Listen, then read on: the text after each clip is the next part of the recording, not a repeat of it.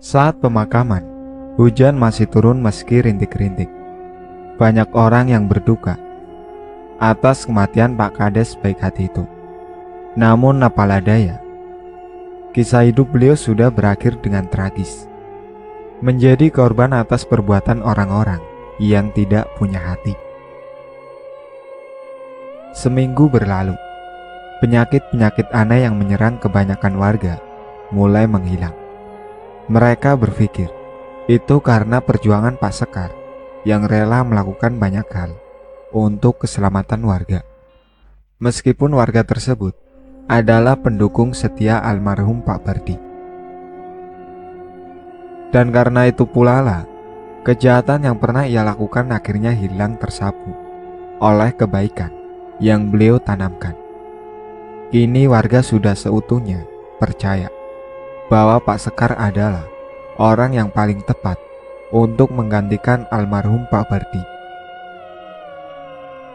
Lalu singkatnya, setelah melalui berbagai macam proses, kini Pak Sekar sudah resmi menjadi kepala desa. Awalnya kehidupan di desa itu berjalan cukup baik, hingga suatu hari sebuah banjir besar melanda desa tersebut dan desa lain di hilirnya. Air yang datang begitu cepat sehingga membuat warga kehilangan banyak sekali ternak-ternak mereka. Surat-surat tanah dan bangunan yang mereka miliki hanyut tersapu air. Para warga diungsikan ke desa-desa yang lebih tinggi, dan juga banyak di antara mereka yang harus tidur di dalam kelotok atau perahu air. Bantuan dari pemerintah datang 2 hari kemudian. Ada yang bilang kalau Pak Kades menerima uang 100 juta sumbangan untuk desa. Karena memang, seperti yang orang-orang ketahui, banjir itu sudah merampas harta mereka dan juga usaha yang mereka miliki. Tapi uang sumbangan yang isunya seperti itu, 100.000 pun tak pernah sampai ke tangan warga. Mereka hanya diberi bantuan seperti sembako dan pakaian bekas. Yang warga di sana juga tahu kalau sembako dan pakaian bekas itu merupakan sumbangan dari berbagai daerah, dan beras-beras yang dari pemerintah tak pernah sampai ke tangan warga yang membutuhkan. Tak ada warga yang berani berkutik, apalagi mengeluh dengan keadaan di desa mereka saat itu. Segala macam bantuan seperti disaring terlebih dahulu sebelum sampai ke tangan warga. Bahkan saat air sudah menyurut dan belum bisa mendapatkan uang, saat mereka meminta belas kasih pada Pak Sekar, mereka hanya diberikan 5 kilo beras bulog yang sudah berulang. Beberapa warga yang mulai berbisik-bisik menyalahkan satu sama lain atas apa yang mereka pilih. 4 bulan kemudian, Aji, anak dari Pak Bardi, pulang. Pemuda itu belum tahu kalau orang tuanya sudah meninggal. Di sepanjang jalan desa, ia dibuat bingung dengan keadaan warga yang tidak seperti dulu lagi. Beberapa anak terlihat sedang bermain. Sesampainya ia di depan rumahnya, Aji begitu bingung melihat keadaan rumah yang sudah begitu tak terurus. Banyak tanaman liar di sana. "Kemana badan rumahku?" gumam Aji. Ia meletakkan tasnya begitu saja, lalu berlari ke arah rumah Pak Dula. Sesampainya di sana, lelaki yang sedang memotong kayu itu nampak terkejut. Aji, kamu sudah pulang?" tanya Pak Dula. Tak mampu membendung air matanya. "Di mana orang tuaku, Mang? Apakah mereka di sini?" "Oh, aku tahu mereka pasti sudah membuat rumah yang baru, kan?" Berbagai pertanyaan keluar dari mulut Aji, namun tak ada satupun pertanyaannya yang mampu dijawab oleh Pak Dula. Lelaki itu malah menangis sesenggukan. Ayahmu sudah meninggal dan ibumu sekarang lumpuh," ucap Pak Dula. Akhirnya membuat Aji seketika terduduk lunglai. Seakan tak percaya, Aji mulai mempertanyakan banyak hal pada Pak Dula. "Lalu siapa yang mengirimku uang?" Kenapa kalian tidak memberitahukan kebenaran ini padaku? Kenapa? Awalnya tabungan orang tuamu, dan juga sebelum jatuh sakit, ibumu memberikan alamat tempat tinggalmu di kota. Aku simpan alamat itu baik-baik. Lalu saat tabungan orang tuamu sudah habis, aku terpaksa harus menjual kebunku untuk kebutuhan kuliahmu. Ibumu melarang memberitahukan semua kabar duka ini padamu. Dia tidak ingin kau tahu, karena itu bisa saja membuatmu tidak fokus untuk belajar. Ujar Pak Dula dengan raut wajah yang menandakan kesedihan. Kenapa abahku bisa meninggal? Apa dia sakit? Tapi rasanya tidak mungkin, karena abah adalah orang yang kuat. Dia jarang sakit. Tapi kenapa dia bisa mati? Teriak Aji terisak. Perasaannya kacau, sangat kacau. Lalu apa gunanya gelar sarjanaku jika abah sudah meninggal? Isaknya. Kau bisa meneruskan cita-cita abahmu untuk membawa desa ini lebih maju lagi, ujar Padula. Dan kau masih punya ibumu, aku, juga istriku, lanjut Padula. Berhari-hari Aji menangis di dekat makam ayahnya. Ia sangat terpukul dengan kematian sang ayah. Diam-diam ia menyelidiki sendiri tentang sebab kematian Pak Bardi. 100% dugaanku ini semua ada kaitannya dengan si Sekar itu, ujar Aji di suatu malam saat mereka sedang makan bersama. Jangan suzon nak, tidak baik, apalagi kalau tidak ada bukti, nanti jatuhnya fitnah, tegur Pak Dula. Aji menghela nafas. Ia membenarkan apa yang dikatakan Pak Dula. Besok aku akan mencari pekerjaan di kota. Kebetulan abahnya temanku sedang mencari karyawan, ucap Aji. Apa tidak sebaiknya kau di sini saja, Ji? Kasihan ibumu, sudah sakit-sakitan seperti itu. Kalau harus berpisah lama denganmu lagi, kata istri Pak Dula. Aku akan cari uang di kota. Aku tidak ingin merepotkan kalian terus. Sudah banyak kalian berkorban untuk kuliahku. Sayang sekali kalau aku tidak bekerja dan membalas budi baik kalian, ucap Aji. Kalau maumu begitu, apa boleh buat. Kami hanya bisa mendoakanmu dari sini, ujar Pak Dula. Tibalah saat Aji akan berangkat kembali ke kota untuk bekerja. Sesampainya di kota, Aji melalui berbagai tes terlebih dahulu. Hingga tibalah ketika Aji sudah bekerja. Setiap uang yang ia dapatkan tiap bulan selalu ia tabung, dan sebagian ia kirimkan pada Pak Dula untuk ongkos ibunya, juga keluarga Pak Dula. Setahun berlalu, kini di tanah milik desa berdiri sebuah tempat hiburan yang isinya adalah wanita-wanita cantik dan seksi. Banyak para pemuda-pemuda desa yang datang ke sana silih berganti. Maaf Pak, saya tidak bisa bantu, tolak salah satu warga ketika Pak Dula ingin ikut bekerja. Memangnya si Haji kemana? Kuliah kok hanya menghabiskan uang dan harta saja, sindir Pak Sekar, yang kebetulan saat itu juga berada di tempat yang sama. Maaf Pak Kades, ini sama sekali tidak ada hubungannya dengan Haji. Kalau memang saya tidak diperbolehkan ikut mencari pasir, saya tidak apa-apa Pak. Tapi tolong, jangan kaitkan masalah ini dengan Haji, ujar Pak Dula setengah emosi. Dasar pengkhianat, ejek Pak Sekar. Pengkhianat soal apa Pak? Soal pemilihan itu. Tapi maaf sebelumnya, karena dari awal memang saya tidak pernah memilih Bapak. Menurut saya, almarhum Pak Bardila yang paling cocok memimpin desa ini menjadi lebih baik lagi. Semua warga diberi keadilan yang sama rata. Tapi sekarang, coba Bapak lihat, semua yang menjadi aparat desa adalah keluarga-keluarga Bapak. Semua yang punya pekerjaan adalah orang-orang yang memilih Bapak. Apa Bapak pantas disebut kades?" Pak Sekar terlihat sangat geram mendengar perkataan Pak Dula barusan. Ia menatap lelaki itu dengan tatapan tak senang. "Ingat, dengan siapa kau berbicara, Dula?" Tanpa menghiraukan raut wajah Pak Sekar, beliau melenggang pergi tanpa permisi. Brengsek sekali si Dula itu. Berani-beraninya dia menghasut orang-orang untuk tidak memilihku lagi, ujar Pak Sekar saat itu dengan orang-orang kepercayaannya. Aji sudah pulang ketika hampir menjelang tahun akhir kepemimpinan Pak Sekar. Ia datang bersama seorang wanita cantik yang merupakan kekasihnya.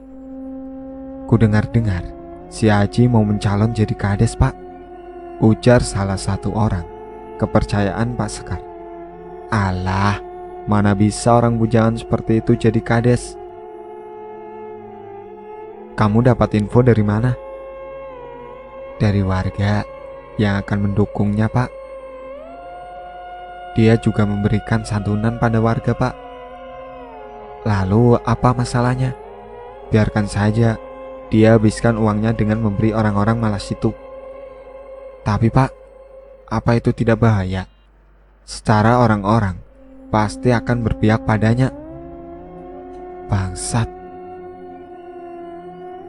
Sebentar lagi Pak Sekar pasti akan kemari," ujar Aji sambil tersenyum. Dan benar saja, tidak berapa lama Pak Sekar datang ke rumah Pak Dula. Tanpa basa-basi ia berkata, "Ku dengar-dengar kau ingin mencalon sebagai kades. Aku ragu kau akan bisa bertahan menyaingiku." "Anak kemarin sore yang masih menyusu sepertimu itu tidak pantas menjadi kades," ejek Pak Sekar. Aji tersenyum. "Oh ya, lalu kenapa Bapak kemari? Apa Bapak takut kalau orang-orang akan lebih memihakku?" "Aku tidak pernah takut pada siapapun. Yang aku tidak sukai adalah adanya kelicikan. Kau menyogok orang-orang itu untuk memilihmu, kan?"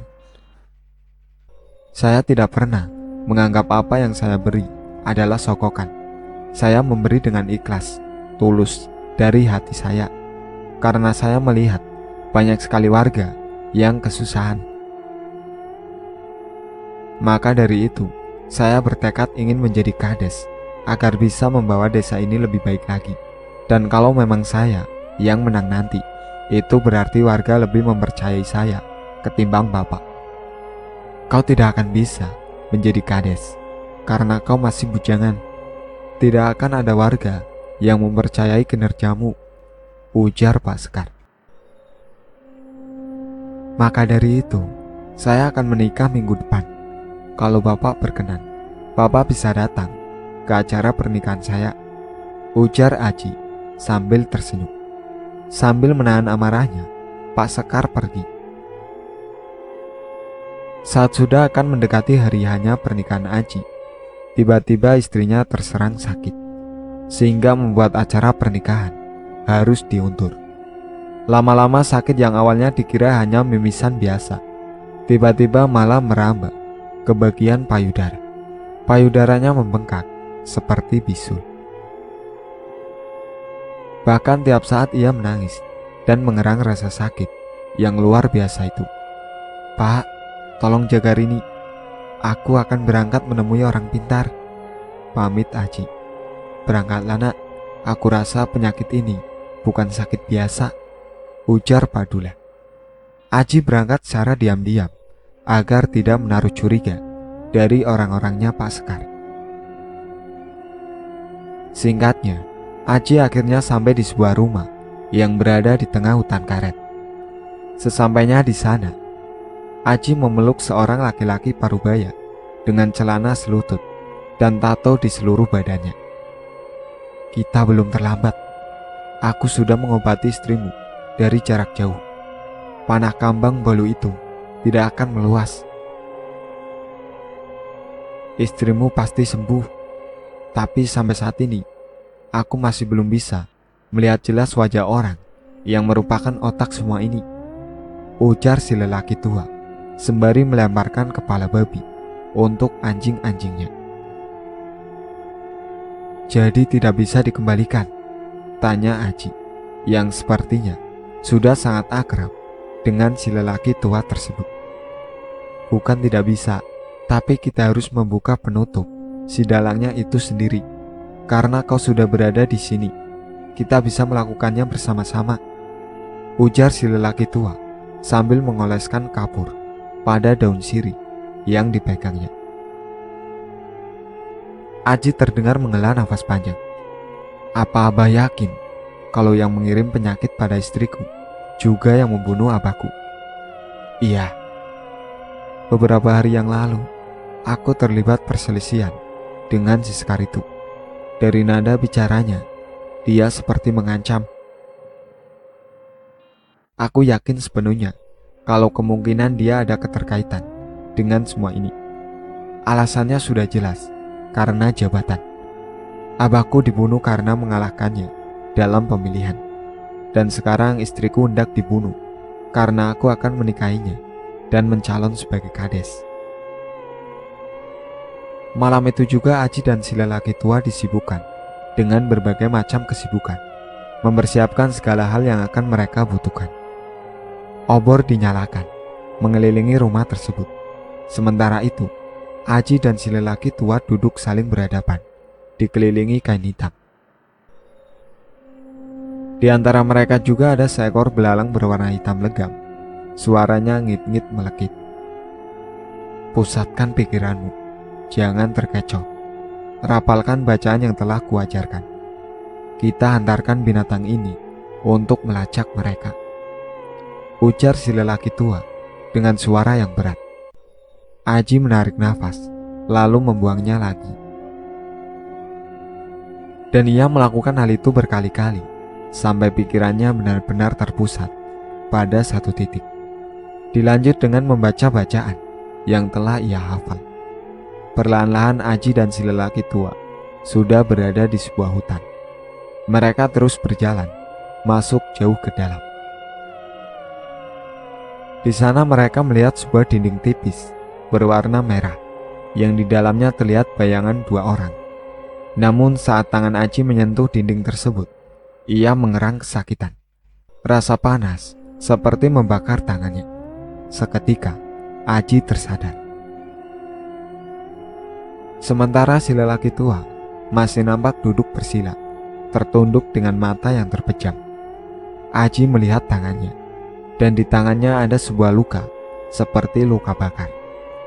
Aji kembali mencoba memusatkan pikirannya, namun rasa sakit di tangannya membuat usaha Aji selalu gagal. Tiba-tiba si lelaki tua terbatuk. Darah berwarna hitam kental menyembur keluar dari mulut dan hidungnya. Seketika Aji panik, namun ia teringat dengan pesan si lelaki tua sebelumnya. Aji mengambil sebuah daun dan meletakkan daun itu ke tangan si lelaki tua. Ia juga memberikan sebuah jeruk nipis di tangannya, lalu kembali mencoba memusatkan pikiran. Namun lagi-lagi Aji tersadar. Ia tak berhasil kembali ke tempat si lelaki tua. Terdengar suara anjing menggonggong dari luar rumah. Babi-babi peliharaan si lelaki tua itu pun mengeluarkan suara yang sangat gaduh. Angin tiba-tiba berembus kencang, mematikan semua obor yang berada di luar rumah. Takut kalau akan terjadi apa-apa pada si lelaki tua, Aji langsung berusaha menyadarkannya. Darah segar keluar dari goresan pisau di lengan si lelaki tua yang dibuat oleh Aji. Dan untuk beberapa saat kemudian, si lelaki tua akhirnya tersadar, meski keadaannya sudah sangat melemah. Mereka terlalu kuat, ujar si lelaki tua. Setelah si lelaki tua sadar, Aji langsung bergegas keluar dari lingkaran kain hitam yang melindungi mereka. Ia mengambil sebuah guci berisi abu yang sudah dicampur dengan garam dan jeruk nipis, lalu menaburkannya menghalangi pintu dan juga jendela. Setelah itu, ia membantu si lelaki tua untuk memulihkan luka-lukanya. "Kita tidak bisa sendirian. Besok aku akan meminta tolong pada saudaraku," ujarnya. Aji menghela nafas panjang. Nampak jelas sekali raut wajah penuh dendamnya. Gemeretak giginya terdengar begitu jelas. Jauh di tempat lain, terlihat orang-orang kepercayaan Pak Sekar sedang berada di luar sebuah rumah. Salah satu di antara mereka terlihat menghentak-hentakkan kakinya ke tanah. Raut wajahnya nampak sangat berbeda dari yang lain. Dialah Fadilah, teman masa kecil Aji. Pemuda itu pula yang telah memberikannya banyak informasi tentang Pak Sekar pada Aji. Diam-diam ia berkhianat dan memihak pada Aji. "Kenapa kau, Dil?" tanya salah satu temannya. "Banyak sekali nyamuk di sini," jawab Fadilah seraya mengibas-ngibaskan tangannya di depan wajah. Sudah berkilo-kilometer, Aji dan si lelaki tua berjalan melewati jalan setapak, masuk jauh ke dalam hutan, ditemani 5 ekor anjing yang gagah dan membantu membawa barang-barang mereka. Si lelaki tua nampak masih belum sehat, namun ia memaksakan diri untuk menemui saudaranya yang juga seorang dukun. Si lelaki tua begitu tulus untuk membantu Aji mencari keadilan untuk orang tuanya. Suara patiling terdengar bersaut-sautan, pertanda sang malam sudah hampir sampai ke singgasana. Obor pun juga sudah dinyalakan. Seekor anjing yang berada paling depan tiba-tiba menggonggong dengan suara yang khas. Dan terjadilah saut-sautan di antara semua anjing. Dari balik pohon keluarlah seseorang.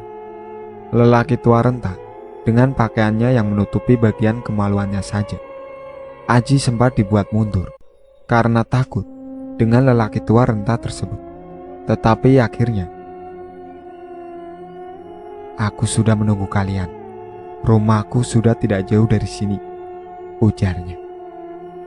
"Aku senang kau sudah tahu kedatangan kami," ujar si lelaki tua yang bersama Aji. Orang yang berada di depan mereka itu terkekeh dan berjalan mendahului.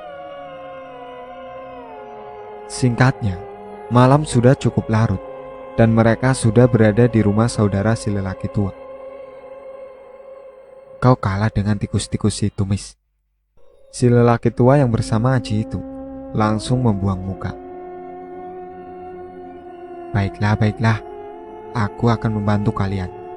Tapi apa imbalan yang akan anak muda ini berikan kalau aku bisa mengetahui siapa dalang di balik semua ini?" "Apapun yang kau pinta, aku akan berikan," jawab Aji cepat. "Meskipun aku meminta nyawamu." Aji terdiam. Lalu kekeh tawa keluar lagi dari mulut lelaki renta tersebut. Lalu tanpa basa-basi, ia langsung menepuk punggung saudaranya hingga darah keluar dari mulutnya. Segumpal bulu ikut keluar bersama gumpalan darah. Aji tercekat melihat apa yang terjadi saat itu. "Ini bulu burung koak. Kau tahu koak? Aku heran denganmu. Mengapa bisa terluka karena ini?" ujarnya lagi. "Kalau kau ingin sembuhkan, cepatlah. Jangan buat aku tersiksa seperti ini." Kamis. Lelaki tua yang dipanggil Kamis itu pun kembali muntah darah lagi. Lalu ia terjatuh ambruk, tak sadarkan diri. "Dia tak apa-apa. Kau tak usah khawatir. Tak mungkin aku membunuh saudaraku sendiri," ucapnya. Tepat tengah malam, si lelaki tua renta melakukan sebuah ritual. Ia sama sekali tidak melibatkan Aji ataupun saudaranya dalam ritual tersebut. Ia juga terdengar bersenandung di depan pintu. Lalu tiba-tiba, dari atas atap rumahnya, ada sesuatu yang melompat-lompat dan berlarian. Daging-daging busuk ia lemparkan ke tanah, dan seketika angin yang membawa hawa panas masuk ke dalam rumah. Beberapa kepala rusa yang sudah mati terjatuh dari dinding. Si lelaki renta kembali tertawa terkekeh. Pintu tertutup. Lalu beberapa saat kemudian hening. Aji semakin takut dengan keadaan di rumah itu. Ditambah lagi, si lelaki tua belum juga sadar. Perlahan-lahan matanya mulai mengantuk, dan pada saat beberapa menit memejamkan matanya, Aji dibangunkan oleh si lelaki tua yang sudah sadar. Berpindah kepada Fadila yang sedang berada di rumahnya.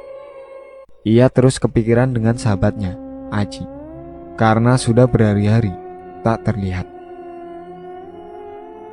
Mungkin dia sudah menjalankan rencananya, gumam Fadila. Lalu diam-diam, Fadila pergi ke tempat di mana Pak Sekar pernah mengajaknya, yakni rumah seorang dukun timpang atau buntung. Singkatnya, setelah menempuh perjalanan panjang di tengah gelapnya malam, ia sampai di depan rumah itu dan berhasil meletakkan sesuatu di depan rumahnya. Cukup lama ia mengintip dari balik pohon untuk melihat apa yang akan terjadi pada benda yang ia tanam di depan rumah si dukun. Namun tak ada apapun yang terjadi.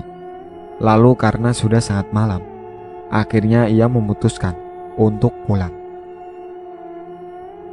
"Ji, Aji, bangun," panggil lelaki tua. "Ada apa? Apakah tahu kalau temanmu sudah berhasil meletakkan benda itu?" "Apa? Apa dia sudah berhasil?" "Iya, kita akan mudah menemukan letaknya di mana. Benda itu akan sangat membantu di saat-saat seperti ini." Lalu keduanya kembali berusaha untuk fokus. Mereka duduk berhadapan, mencoba memusatkan pikiran. Saat pikirannya sudah terarah pada ke satu titik, Aji melihat sebuah rumah yang tak lain adalah rumah si dukun. Mereka hendak berjalan masuk, namun dihalangi oleh saudaranya lelaki tua. "Dia bukan tandingan kalian. Biarlah ini menjadi urusanku," ujar si lelaki renta seraya masuk ke dalam rumah tersebut. Mereka berdua menunggu di luar, mendengarkan secara seksama apa yang mereka bicarakan di dalam rumah. Tiba-tiba perkelahian terjadi. Si lelaki renta berhasil menggiring si dukun untuk keluar dari rumahnya. Dan saat berada di luar, dengan sangat mudahnya si lelaki renta mengalahkan dukun tersebut. "Kau tidak bisa berbohong padaku. Aku tahu siapa kamu. Sekarang kau tinggal pilih, mati atau ambil kembali santet yang telah kau kirimkan pada ibu dan istri pemuda ini." Karena terdesak, mau tak mau, ia mengiyakan pilihan keduanya. "Hantarkan kepada orang yang menyuruhmu. Jangan buat dia langsung mati. Buatlah dia tersiksa, sebagaimana abahku dulu," ujar Aji. "Kau dengar pemuda itu mengatakan apa? Lakukan seperti apa yang dia perintahkan. Kalau kau masih sayang dengan nyawamu ini," bentak si lelaki renta sebelum melepaskan si dukun. "Pulanglah, biar aku yang akan pastikan kalau setan ini akan menuruti semua perintahmu," ujar lelaki renta. Lelaki tua yang berada di samping Aji mengangguk. "Kita pulang saja. Kau percayakan saja pada saudaraku." Lalu beberapa saat kemudian, keduanya kembali tersadar. "Besok kau sudah boleh pulang. Aku yakin ibu dan istrimu sudah sembuh." "Terima kasih, Bah. Aku tidak tahu lagi harus melakukan apa untuk membalas kebaikan aba-aba ini," ucap Aji. Aji pulang dengan penuh harapan kalau ibu dan wanita yang sudah resmi menjadi istrinya itu sudah sembuh. Dan benar saja, saat ia tiba di rumah Pak Dula, terlihat ibunya, istrinya, Pak Dula, dan istrinya sedang duduk berkumpul, bercanda, dan sesekali tertawa. Aji meneteskan air matanya saat melihat keluarganya sudah terkumpul, meski sekarang tidak selengkap dulu lagi. Dari kejauhan, terlihat Fadila yang berlari ke arah rumah Pak Dula. Sesampainya di hadapan Aji, keduanya berpelukan. "Terima kasih, Dil, terima kasih," ucap Aji. "Sama-sama, aku melakukannya bukan hanya untukmu, tapi untuk kita semua, untuk desa ini," balas Fadila. "Oh iya, kau tahu, Pak Sekar sakit parah. Sakitnya sama persis dengan sakitnya almarhum Abah Muji." Aji menghela nafas. Manusia seperti itu memang pantas menerimanya. Nyawa harus dibayar dengan nyawa. Dia berhutang atas nyawa abahku, dan sekarang aku menagihnya. Akhirnya, Aji menjadi kepala desa yang sangat disegani. Meski muda, orang-orang tetap menghormatinya karena kecerdasan dan kehebatannya dalam membangun desa. Sekarang desa itu sudah berhasil menjadi sebuah kecamatan. Itulah akhir cerita dari hutang nyawa dibayar dengan nyawa. Sekian dari saya. Wassalamualaikum warahmatullahi wabarakatuh.